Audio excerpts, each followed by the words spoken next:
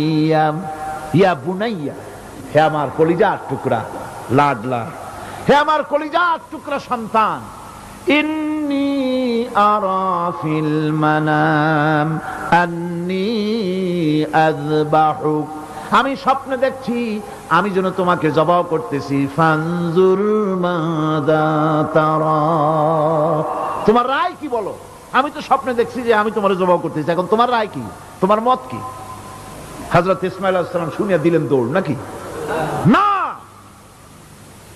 হযরত ইসমাঈল আলাইহিস সালাম ধৈর্যের প্রতীক, তিনি কি কথা বললেন?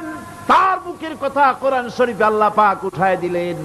হযরত ইসমাঈল বললেন, ইয়া আবাতি ফাআল মা তু'মারু সাতাজিদুনি ইনশাআল্লাহু মিনাস সাবিরিন, হে আমার